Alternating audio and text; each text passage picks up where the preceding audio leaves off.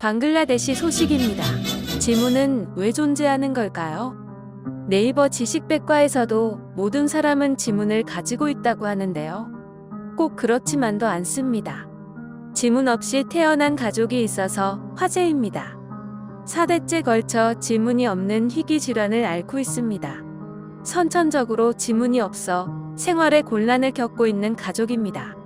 아프 사르커는 태어날 때부터 지문이 없었다며 아버지와 할아버지도 지문 없이 태어났다고 말했습니다. 아프의 할아버지는 지문이 그렇게 문제가 되는 건 아니었습니다. 하지만 지문이 신분 확인에 필요한 생체 정보가 되면서 상황이 달라졌습니다. 공항 출입국에서부터 투표와 스마트폰 개통에 이르기까지 지문은 광범위하게 이용되고 있습니다. 지난 2008년 방글라데시가 성인 대상으로 국가 아이디 카드를 도입했을 때의 일입니다. 발급을 받으려면 지문이 필요했는데 당시 아프의 아버지는 지문이 없어 어려움을 겪었습니다. 발급 직원은 당황하다가 결국 지문 없음이라는 스탬프가 찍힌 신분증을 만들어줬습니다. 2010년이 되자 지문은 여권과 운전면허증에도 의무 적용됐고 아말은 몇 차례 시도 끝에 의학적 소견서를 첨부해 여권을 발급받았지만 공항에서 곤란한 상황에 부닥칠까 두려워 외국에 나가지 않는다고 말했습니다. 운전면허는 시험까지 통과하고도 면허증을 발급받지 못해 그는 오토바이를 타고 농장 일을 하러 갈 때 무면허로 다니고 있습니다. 저는 발급 비용도 내고 시험도 합격했지만 지문이 없다는 것 때문에 당국은 면허증을 발급해주지 않았습니다.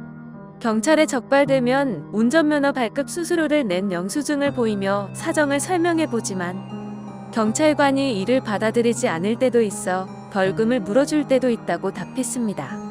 그는 황당해하는 경찰관들에게 자신의 상태를 설명하고 지문이 없는 손끝을 보여줬다고 합니다. 하지만 벌금을 면제받지 못했습니다. 2016년 방글라데시 정부는 휴대전화 심카드를 살 때 지문 조회를 의무화했습니다. 아프는 또 다른 난관에 봉착했습니다. 그는 쓴웃음을 지으며 내가 심카드를 사러 갔을 때 점원은 혼란에 빠졌고 내가 센서에 손가락을 댈 때마다 지문 인식 소프트웨어는 계속 에러가 났다고 설명했습니다. 결국 구매를 거부당했고 아프를 비롯해 가족 내 모든 남성은 현재 아프의 어머니 명의로 심카드를 구매해서 사용한다고 했습니다. 이들이 겪고 있는 희귀 유전 질환은 무지문증인입니다. 2007년 스위스인 20대 여성이 미국에 입국하려다 지문이 없어 고생한 사연이 알려지면서 세상에 알려지게 된 병입니다. 이 여성의 얼굴은 여권에 찍힌 사진과 일치했으나 세관원들은 지문을 기록할 수가 없었습니다. 발견 당시 이 질병은 무지문증이라는 이름이 붙었지만 입국심사 지연병이라는 별칭이 붙기도 했습니다.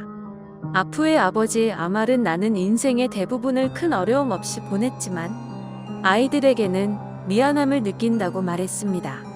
그러면서 나도 유전적으로 물려받긴 했지만 나와 아들들이 온갖 문제를 겪고 있어 우리로선 정말 고통스러운 일이라고 덧붙였습니다.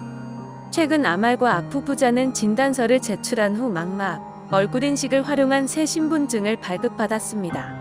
하지만 여전히 심카드 구매는 불가하고 운전면허증을 딸 수 없으며 여권 발급도 매우 길고 쉽지 않은 과정을 거쳐야 합니다. 아프는 몇 번이고 설명하는데 지쳐버렸다라며 많은 사람에게 조언을 구했지만 누구도 확답을 줄 수 없었다라고 말했습니다. 아프는 여권을 발급받고 싶다며 언젠가 방글라데시 밖으로 여행을 갈 날을 꿈꾼다고 했습니다. 녹록지 않지만 그저 여권 발급 신청만이라도 시작해보기를 그는 바라고 있습니다. 시청해주셔서 감사합니다.